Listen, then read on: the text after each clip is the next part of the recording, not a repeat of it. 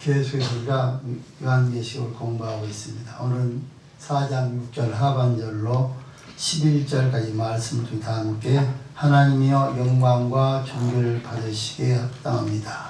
하나님이여 영광과 존귀를 받으시기에 합당합니다. 하나님 보좌 주변에 네 생물이 있습니다. 네 생물은 누구인가? 천사들이라고 말을 합니다. 그들이 하나님 보좌에 둘러있는 이유는 하나님을 찬양하기 위함입니다. 이것이 그들의 존재 목적이기도 합니다. 그들은 찬양 내용을 보시면 그 찬양 내용을 보시면 무엇인가? 바로 하나님의 세 가지 속성을 찬양하고 있습니다. 다른 피조물과 완전히 구별된 하나님의 거룩함을 찬양하고 있으면서 불가능이 없는 하나님의 전능을 찬양하고 또 시간과 초월을 하신 영원성을 찬양하고 있습니다. 이런 분께서 우리를 구원하시고 또 영원한 생명을 주셨습니다. 우리 하나님을 찬양할 뿐만이 아니라 우리의 구원이 얼마나 확실한가를 보여주는 말씀이기도 합니다. 본문에 나오는 24장로는 누구인가? 잘 아시는 것처럼 구약의 이스라엘 12지파와 신약의 12사도를 상징한 구원받은 성도들을 대표하는 인물들입니다. 자, 이들은 구속함을 받아 거룩한 의인의 옷을 입고 믿음의 싸움에서 승리한 영광의 금별관을 쓰고 겸손히 엎드려 경배하면서 자기 관을 보좌 앞에 들며 오늘 영광이 하나님의 은혜임을 깨닫고 찬양하고 있습니다. 이는 바로 성도의 바른 예배의 모습이고 또 우리도 하나님 앞에 겸손히 엎드려 찬양할 것을 보여줌과 동시에 하늘 보좌의 영광에 참여할 것을 가르쳐주신 귀한 말씀입니다. 하나님이 보좌를 볼 때 누구나 쉽게 신앙 고백을 할 수 있습니다. 이는 만물이 주에게 나오고 주로 말미암고 주에게로 돌아감이라. 그의 영광이 세세 있을 줄 한 그 로마서 10장 36절의 말씀과 같습니다. 우주와 세상 역사는 오직 하나님 보좌 아니신 하나님께 있다는 사실을 분명히 깨닫게 하시는 말씀입니다. 이상과 같은 귀한 말씀을 우리가 오늘 한 잔을 보시면서 또 은혜 받고 우리도 하나님 보좌에 설 때까지 우리 믿음을 지킬 수 있기를 주님 소원을 드립니다. 첫 번째로 6절 하반절부터 9절까지 말씀을 보시면 하나님의 속성을 찬양하는 천사들의 모습처럼 우리도 하나님을 찬양합시다 그렇게 말했습니다. 다시 말씀드리며 우리의 속성을 찬양한 천사들의 모습처럼 우리도 하나님을 찬양합시다. 자, 하늘 보좌를 지상에서 듣고 보고 또 천상에서 보게 될 때 너무나도 위험있고 영광스러운 모습입니다. 그것을 본 성도들은 생소하거나 무서운 것이 아닙니다. 이를 늘 마음으로 바라보고 또 사모하면서 살았기 때문에 그렇습니다. 자, 이제 열린 그 문 중에서 그 관계를 살펴보시면 자, 6절 하반절 보좌부터 읽습니다. 시작.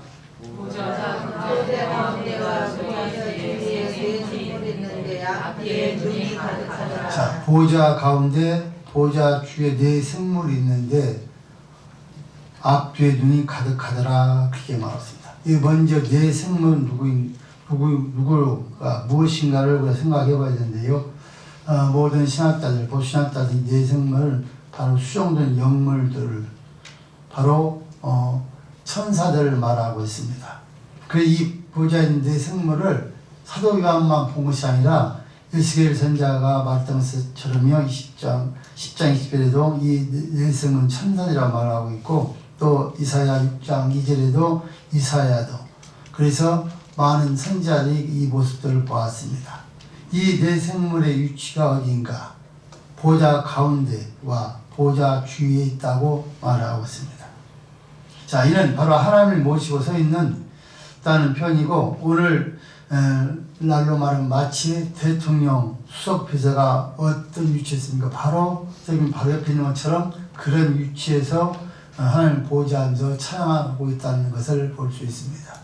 잘 아시는 것처럼 하나님은 우리를 인간을 천사부터 낳았다고 표현했습니다.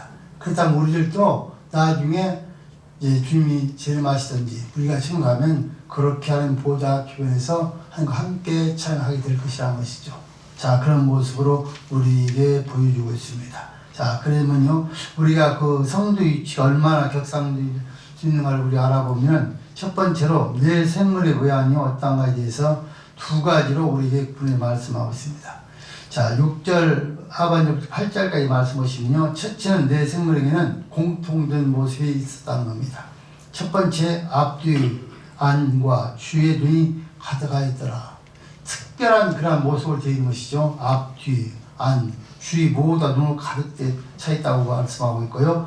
그 다음 계시록 4장 8절 중간전에는 내 생물은 그 안과 주의 눈들이 가득하더라 그렇게 말하고 있습니다.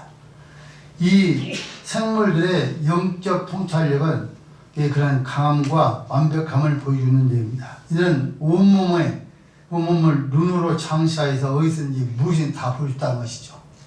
영물이기 때문에 온몸에 누이는 것처럼 어디서나 모든 볼 수 있는 모습으로 되어 있다. 그러니까 우리가 하나님 앞에 살아가면서 절대로 숨길 수가 없다는 거예요. 천사들도 보고 하나님은 또 더 자세히 우리를 보고 있다. 이 모습으로 지금 그 내 생물의 모습을 우리에게 말씀하면서 통찰 있고 완전한 영적 시각으로 덮여서 보이는 사실이고요. 두 번째는 그들은 말하면 각각 6나이가 있다고 말하고 있습니다. 자, 4장 8절 상반절에 보시면 내 생물은 각각 6날개를 가졌고 그렇게 말하고 있습니다. 이는 이사야 선지자가 본 환상과 같습니다. 이사야 6장 2절 말씀을 보시면 스랍들이 모시고 섰는데 각기 6날개가 있어 그 둘은 자기 얼굴을 가리었고 그 둘은 자기 발을 가리었고 그 둘은 날며. 자, 여기서 얼굴 가렸다는 것은요, 하나님 경외하다는 뜻을 표시하는 것이고, 발을 가렸다는 것은 겸손을 말하는 것이고요, 두 날도 날보다는 빨리 날 수 있다는 모습으로 지금 그 그룹들을 보이고 있습니다. 그러니까 그 천사는 눈도 가득하지만 다 볼 수 있지만 그렇게 하나님을 경외하며 겸손하며 빨리 날아서 무엇인지 명령만 하면 다 할 수 있는 모습으로 되어 있다는 모습을 지금 우리에게 보여주고 있습니다. 둘째는요, 내 생물에는 각기 다른 모습들이 있습니다. 자, 보면 7절 말씀 읽습니다. 7절 시작. 그 첫째 생물은 사자 같고 그 둘째 생물은 송아지 같고 그 셋째 생물은 얼굴이 사람 같고 그 넷째 생물은 날아가는 독수리 같은데. 자, 그 내 생물, 그러니까 그 눈도 가득하고 다 가득하고 날개 6개가 있는데 얼굴 모양만 4가지 모습이 있다는 거예요.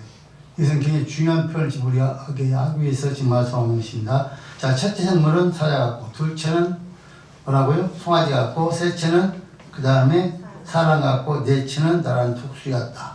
첫째 생물은 사자 같다고 말했습니다. 자, 사자는 어떤 것입니까? 사자는 짐승의 왕으로서 용감하고 담대한 것을 표현하고 있는 내용입니다. 천사는 하나님 앞에 얼굴과 발을 가리고 겸손하게 하는 섬기지만 다른 것에 대해서는 담대한 그런 모습을 일하는 것입니다. 여러분 성들도 마찬가지입니다. 우리 성들도 하나님 앞에 겸손하게 두려움을 살지만 쥐와 또 악과 싸울 때는요, 마치 사자처럼 강하고 담대하게 싸우도록 만들어놨다 그 말입니다. 두 번째로는 생물의 송아지 같다고 말하고 있습니다. 하나님께서 이스라엘 백성에게 번제를 드릴 때 소나 양으로 드리라고 말을 했습니다. 송아지는 충성과 희생을 상징하는 것입니다. 충성과 희생. 그러니까 송아지 어떻습니까? 풀만 먹고 살다가 자기 몸을 다 하나님께 드려서 충성하고 죽습니다. 그러니까 바꿔 말하면 우리 성도들도 하나님 앞에 그러한 모습점을 충성하라는 거예요. 때로는 우리가 말씀을 맞이해서 마지막 때 되면 순교를 각오하고 그런 충성이 있을 것을 우리에게 말씀하고 있는 내용입니다. 셋째 열매 생물은 얼굴이 사람 같다고 말했습니다. 사람은 뭘 상징합니까? 지혜의 표상입니다. 여러분 모든 하나님께서 창조한 것 중에서 사람만이 하나님께 놀라운 지혜를 주었습니다. 짐승들은요 수천 년이 지나도 교육시키지 않으면 그대로 짐승입니다. 근데 사람 손을 통해서 짐승을 훈련시키면 그들이 뭐라면 어떻습니까? 엎지랑 엎고 손내면 손내고 발레면 발레고 거랑 거라고 가랑하고 이렇게 다 따라서 합니다. 그런데 여기서 지금 사람의 모습으로 만든 것은 사람은 지혜를 상징하기 때문에 그런 지혜, 그러니까 그 천사들도 그런 놀라운 지혜를 갖고 살아가고 있다는 것을 말씀하고 있습니다. 그러면 성도는요 지혜로워야 된다는 것입니다.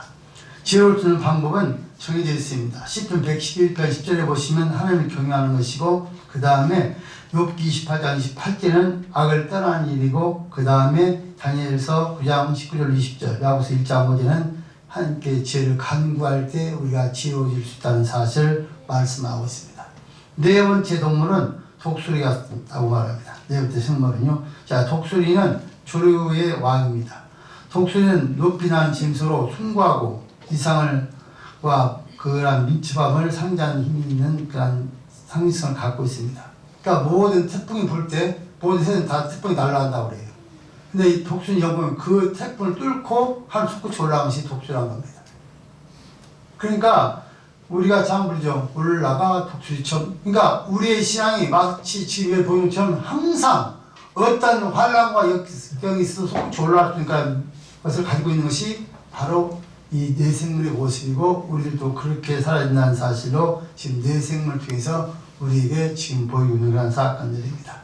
자, 두 번째로는 8절 하반절부터 9절까지 말씀 보시면 내 생물의 한 일의 일은 무엇인가에 대해서 말하고 있습니다. 자, 우리 8절 하반절에서부터 9절까지 말씀 읽습니다. 시작. 그들이 밤낮 시작.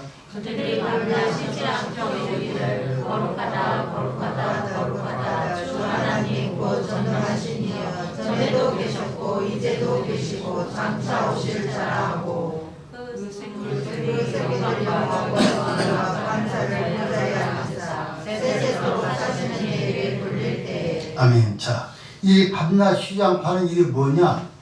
지금 하나님 보좌에서 하는 일이 뭡니까? 영광과 존귀와 감사를 보좌에 앉으신 이에게 돌렸습니다. 자, 이제는 영적 피조물을 이제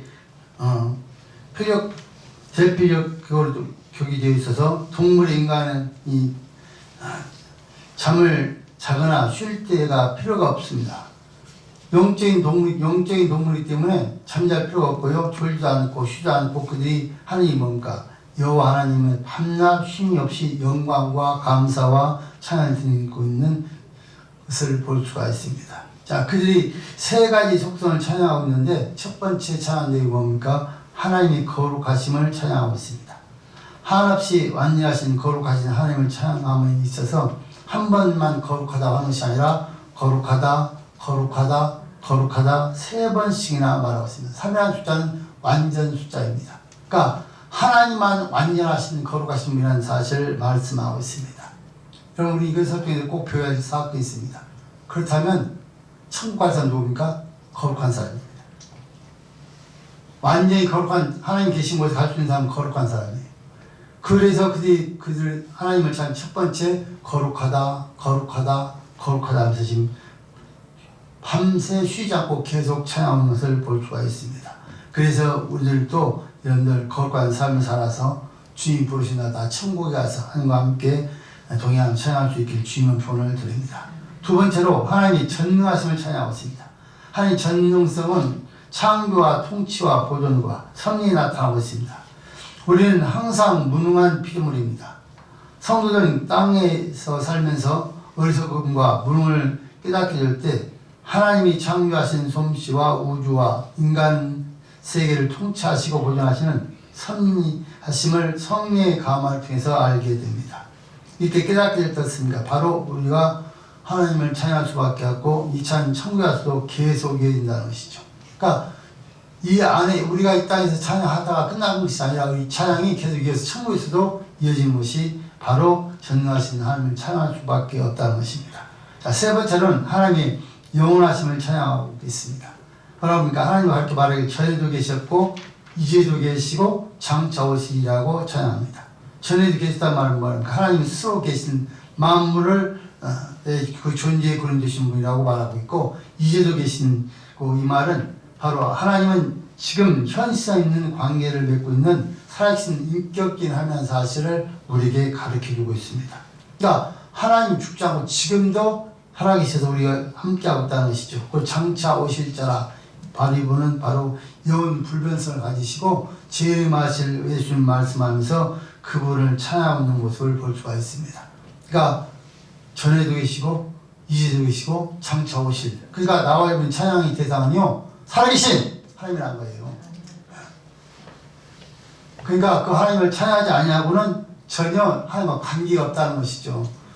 그래서 여러분들 라바인들이 천국의 모습을 지금 말하고 있는데 졸림이 뭡니까? 참 안타까운 일이지. 천국의 모습을 지금 여러분들이 지금 성경 중에 가르쳐주고 있어요. 좋을 땅에서 마귀가 지금 천국 못 가겠다는 것이잖아요. 못 듣겠다는 것이잖아요. 그러니까 여러분들 정신차려 예배 드리면서 천국의 그 광경이 얼마나 아름다운지를 잘 깨닫기를 주님은 조언을 드립니다. 두 번째로는 하나님 보좌에 들려있는 24장들의 영광에 참여하는 성도들이 위해 오늘 또 주를 찬양합시다. 그렇게 말했습니다. 4절, 10절, 11절 세 군데 나오는데요. 자, 우주와 인류 역사의 근원인 하나님 보좌 주변에는요, 내 생물의 그 찬양뿐만이 아니라 온 인류를 대표한 24장로의 찬양과 경배를 드리는 것을 성령께서 요한 사도에게 우리를 위해서 보여주십니다. 그들의 존재의 그 사명을 살펴보고 우리도 그 영광의 대회에 합류하길 주님은 조언을 드립니다. 자, 이 4절 말씀 있습니다. 4장 4절 말씀 시작. 또 보좌에 들려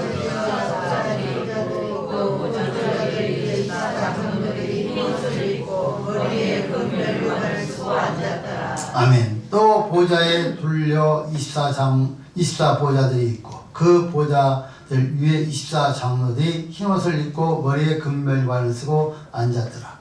24장로란 누구라고 말씀을 드렸습니까? 신약의 12사도와 구약의 12지파를 합한 숫자. 그래서 구원받은 대표들을 말하고 있습니다.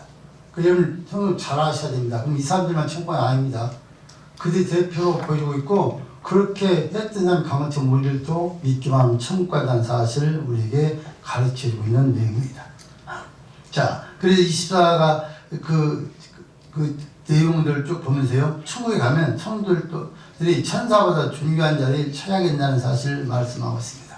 자, 장로들의 그 모습을 어떤가 보시면 첫 번째 장로의 모습이었습니다. 먼저 그들은 무슨 옷을 입었다고 합니까? 흰 옷을 입었다고 합니다. 전 어린 양 예수의 피로 깨끗함을 입은 자들입니다. 그들의 행위가 정결한 자들이며 또 성결한 옷을 입고 하나님을 찬양한 자들이 되었습니다. 아무리 누추한 자라도 죄를 자복하고 주님의 피로 죄를 씻음을 받게 될 때 그 영은 백설같이 깨끗한 영이 된다는 사실을 우리에게 말씀하고 있습니다. 두 번째로 장로들은 금멸관을 쓰고 있다는 것입니다. 구원은 믿음으로 말미암아서 여러분들 받습니다. 멸관은 어떻게 받습니까? 나와 있는 행위로 일한 대로 주는 게 멸관입니다. 그러니까 만약에 나와 이 땅에 산 일이 없으면 멸관 못 받는 것이죠. 상급이 없는 것이니까. 근데 상급을 받을 만한 일을 한 사람만 천국에 금멸관을 쓰게끔 되어 있습니다. 그러니까 지금 24장들은 어떻습니까? 다 상 받을 만한 그런 일을 하고 멸관을 쓰고 하나님을 찬양하고 있다는 것입니다. 한번 보세요. 천국의 모습을. 그 하나님 보좌가 있고 거기 둘러서 24장로이 보좌에 앉아서 금멸관을 쓰고 함께 찬양하는 모습. 여러분들 얼마나, 그래서 우리를 왕같은 제사장이라고 부르는 거예요. 나와 있는 이 땅에서 취해져 살면은 그 상급 이 땅에서 받지 못해도 천국에서는 그렇게 하나님 이미 준비하고 준비하고 계시고 이 모습을 지금 사도행을 통해 우리에게 보여주는 거예요. 늘 앞으로 이렇게 하나님께서 늘 하나님을 위해서 일하면 이렇게 살게 될 것이니까 낙심하지 말고 소망을 가지고 열심히 일하라는 겁니다. 그래서 여러분들 그들의 모습을 통해서 멸망스러운 모습을 통해서 볼 수가 있습니다. 자, 그런데 여러분들 놀라운 것은요, 우리 본문사 10절 말씀 함께 읽어보면 10절 말씀이에요. 시작.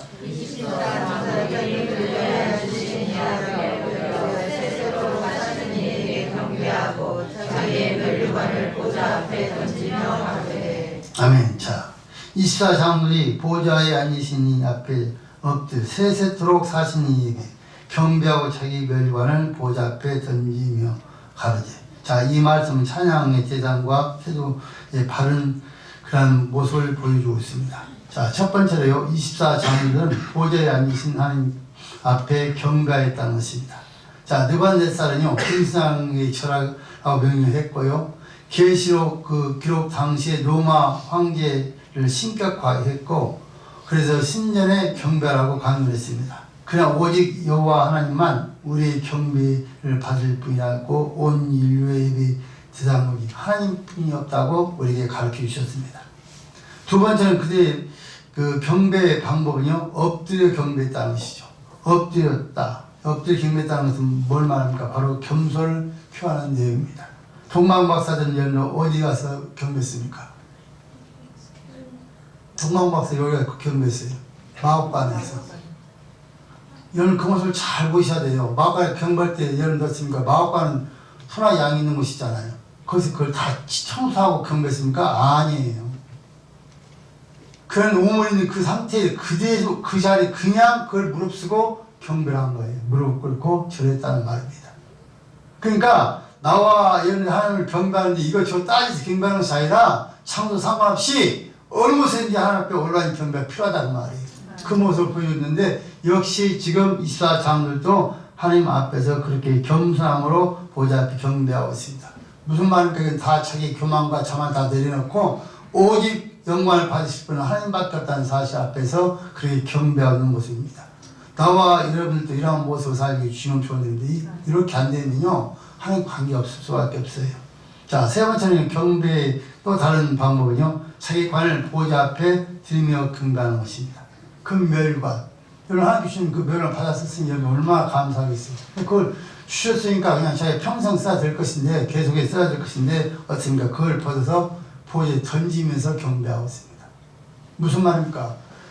내가 지금까지 사람 은혜이고 뭐 특별한 것도 없는데 하나님 그 별 주신 분도 하나님이시기 때문에 그 모든 내가 받을 만한 해서 받은 것이 아니라 나를 그렇게 인도하신 하나님 앞에 감사해서 주셨던 별 다시 그 보좌에 던져놓고 경배한다는 모습을 우리가 볼 수가 있습니다. 그러니까 그 24사람들이 얼마나 겸손한 사람들인지 또 얼마나 이런 믿음 있는 사람인지 우리가 알 수 있는 것이죠. 우리는 만약에 나중에 금관을 줬다면 그것이 중량이 어마어마하게 무거울 건데 그걸 누가 앞에서 던지겠어요? 그 정도로 그러니까 철저히 헌신하는 자들이 받아 쓰는 것이 금멸관이다. 그러니까 받아 쓸만하니까 하나님께 주셨죠. 아무나 주신 것이 아니라. 그래서 그런 모습을 보시면서 나와 여러분들 이 땅에 살면서 여러분들 우리가 하나님 앞에 영광을 받기보다는 우리 하나님 내가 영광을 받을 수도 나를 만든 하나님 앞에 다시 돌려드리는 것이죠. 그것이 우리 신앙이죠. 그렇지 않고 내가 그걸 다 찾아야겠다는 교만이죠. 그래서 하나님은 그러한 자들을 부르시고 또 멸망을 주신 것을 볼 수가 있습니다. 그래서 갈라디아서 5장 26절 말씀을 보시면 헛된 영광을 구하여 서로 높게 하거나 서로 어떻게 하지 말지니라 그렇게 말했습니다. 여러분 헛된 영광을 구할 것이 아니라 정말 하나님 원하시는 영광을 구하셔서 하나 되기를 주님을 조언을 드립니다. 자, 그럼 11절 말씀 함께 읽겠습니다. 11절 말씀 보면 11절 시작. 우리 주 하나님이여 영광과 존귀와 능력을 받으시는 것이 합당하오니 주께서 만물을 지으신지라 만물이 주의 뜻대로 있었고 또 지으심을 받았나이다. 아멘. 자, 먼저 그들은 하나님께 영광과 존귀와 권능을 받으시기 합당하다고 찬양하님을 들었습니다. 찬양 내용을 살펴보시면 창조주 하나님을 찬양하겠다는 것이죠. 만물이 그 뜻대로 있었고 또 주의 지으심을 받았다는 것입니다. 그러므로 24장들은 하나님께 영광과 존귀와 감사로 찬양함이 마땅하다는 것이죠. 자, 왜 찬송이 나오게 되는가? 첫째, 존재의 원인이 확인되었기 때문이었습니다. 우주의 근원, 자신의 근원이 바로 보좌에 앉으신 하나님이시라는 사실을 그들이 깨달았습니다. 여러분 꼭 기억하셔야 됩니다. 우리가 뭘 계획해서 우리가 뭘 기도해서 되는 것이 아니라 우리의 모든 시작은 하나님 보좌에서부터 시작이 됩니다. 거기서 하나님 모여서 다 해서 우리에게 보낼 때 그때부터 시작이 되는 거예요. 거기가 바로 시작이라는 것입니다. 자, 그 다음에 여러분 존재의 목적은요, 목적을 바로 깨달았기 때문에 그렇습니다. 만물이 주의 뜻대로 있습니다. 어느 것 하나도 목적이 없이 쓸모없는 것은 없습니다. 온 우주뿐만이 아니라 자신을 지으신 목적까지도 알고 그 목적이 하나님께 여러분을 찬양으로 영광을 드리는 것은 확인했기 때문에 찬양 돌릴 수밖에 없다는 것입니다. 세 번째로는요, 존재의 의미까지 바로 알게 되었기 때문에 그들은 영광을 드릴 수밖에 없다는 것입니다. 자, 주의 뜻대로 지심을 받았다는 것은 목적뿐만이 아니라 자신이 누구인 것인가를 깨닫게 되었다는 것입니다. 세상에 소득이 없거나 주인이 없는 것만큼 불행한 것이 없습니다. 여러분 나와 여러분도 우리 소득이 뭔지 알지 못하는 사람처럼 불쌍한 사람 없습니다. 나는 어디에 속해 있습니까? 하나님의 하나님께 속해 있어요. 그걸 알고 있고 나와 여러분 영광교사를 만났고 우리의 모든 분야는 천국인데 그 소를 모르고 살면 이 땅에서 어떻습니까? 범죄로 사는 것이죠. 내 마음대로. 그래서 나와 이 사실을 깨닫고 살 때 우리는 당연히 찬양이 나올 수밖에 없다. 찬양하기 싫어 찬양이 나올 수밖에 없다. 이 소를 깨닫지 못하니까 우리 찬양 못하고 하나님을 섬기지 못하는 거예요. 그러니까 내가 갈 곳이 어딘지, 내가 누구인지, 내가 어떻게 이곳에 왔는지, 날 중에 누가 날 도와주고 날 관리하는지를 깨달으면은 그 다음부터는 하나님을 위해서 여러분들 우리가 헌신 봉사 말하지 않아도 할 수밖에 없다는 사실을 기억하시면서 나와 있는 소를 잘 깨닫고 사시길 주님 조언드립니다. 자, 세 번째는요. 로마서 11장 36절 말씀을 한 절 보시면 로마서 11장 36절 말씀 읽겠습니다. 시작. 이는 만물이 주에게서 나오고 주로 말미암고 주에게로 돌아가니라. 영광이 그에게 세세히 있으리로다. 아멘. 아멘. 자, 인류의 역사와 개인의 생사화복도 하늘 보좌이신 하나님께서 주관하십니다. 자, 하늘 보좌를 성령의 역사로 말씀을 통해서 확인한 성도라면 너무도 자연스럽게 이런 차이 나올 수밖에 없습니다. 로마서 11장 36절 이는 만물이 주에게서 나오고 주로 말미암고 주에게로 돌아갑니다. 영광의 계획에 세세에 있으리로다. 아멘. 자, 이 세상에 태어나서 가장 지혜롭고 행복하게 살았다고 자부할 수 있고 그런 평가를 받을 수 있는 사람은 누구인가? 바로 하늘에 있는 하나님의 보좌를 발견하고 그 보좌가 만물의 근원과 또 여러분들 인간의 기원임을 발견한 사람입니다. 첫 번째 만물이 주에게서 나온다고 말합니다. 모든 만물의 근원은 하나님의 보좌에서 기원한 것입니다. 어느 하나도 보좌 밖에서 존재의 근원을 찾을 수가 없습니다. 자신의 근원도 하나님의 보좌에 있습니다. 무신론, 불가치론, 범신론은 존재할 수 없습니다. 분명 그분 안에 있어야만이 사실 존재를 알 수 있는 것이고 그 밖에는 존재의 의미가 전혀 없습니다. 두 번째로는 만물이 주로 말미암았다고 말씀하고 있습니다. 모든 역사의 발언뿐만이 아니라 진행도 보좌에서 시작이 됩니다. 한 나라의 흥망성쇠나 한 개인의 생사화복 또 더 나아가서는요 모든 역사 주하는 것은 하나님 보좌에서 시작이 되는 것이다. 그러니까 여러분들 사람 죽고 사는 또 하나님께 사시는 거예요. 그리고 여러분 우리가 이때 살면서 흥하게 되거나 망하게 되는 것도 역시 하나님께서 다 관리해서 거기서 진행이 되어서 우리에게 역사가 일어난다는 것이죠. 이 사실을 깨닫고 살라는 것입니다. 세 번째로는 만물이 주에게로 돌아간다는 것입니다. 추후의 결산, 추후의 심판은 하나님 보좌에서 결정된다는 것입니다. 결국 여러분 나와 있는 때 와서 살다가 때가 되면 그때가 하나님 정해진 때죠. 때가 되면 어쩔 수 없이 돌아가야 됩니다.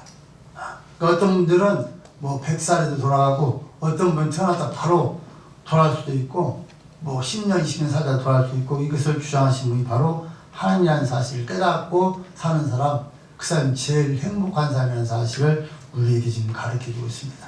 자, 여러분들 하나님께서 왜 우리에게 지금 사도 요한을 통해서 하나님 보좌를 보여줍니까? 하나님 보좌가 얼마나 아름답고 거기서 사는 일이 어떤 것인지를 깨닫고 어떠한 환난과 이렇게 있으면 지키라는 거예요. 흔들지 말라는 거예요. 너희가 올 천국은 이렇게 아름다운 곳이라는 거예요. 그래서 지난주에도 말씀드렸던 것처럼 여러분들 어떻습니까? 이 같은 바다가 있고 여러분들 나중에 좀 저 천국에 나올 건데 황금길이 있고 여러분들 12대문이 있으면서 막 진주도 있고 어마어마한 것들을 천국을 보여주는 모습들은 틀림없이 나와 있는 사는 이 세상에서는 그런 것을 볼 수도 없고 누릴 수도 없어요. 그러니까 천국의 모습을 보여주면 너희들이 이 땅에 살면서 어떠한 어려움이 있어도 끝까지 믿고 인내하라고 우리에게 보여준 것을 아시면서 나를 꼭 믿고 그 하나님의 뜻을 따라서 우리의 계획이 우리의 생각이 아무리 오라도 하나님 말씀 살지 않나 기억하시면서 살기를 주님 조언드립니다. 자, 결론입니다. 성령께서 하늘문을 오늘 여러분들 여시고 사도 요한에게 하늘 보좌를 보여주셨습니다. 그리고 보좌 주변에 네 생물과 24장로들을 보여주셨습니다. 자, 거기에 있는 그런 생물들은 어떻습니까? 눈이 가득하고요. 여러분들 날개가 6개나 있어서 빠르고요. 모두 다 볼 수 있고 또 더 나아가서는 거룩한 모습으로 보이면서 그곳에서 찬양하면서 지금 하나님을 섬기고 있습니다. 우리도 언젠가는 그곳에 가서 그렇게 23장로들이나 또 그런 천군 천사들처럼 하나님과 함께 살아갈 것을 우리 보이고 있는 내용입니다. 그 시대 사는 우리 어떤 어려움과 역경이 있어도 낙심하지 않고 끝까지 믿음을 지켜서 다 승리하고 그곳에 갈 수 있기를 주님의 조언을 드립니다.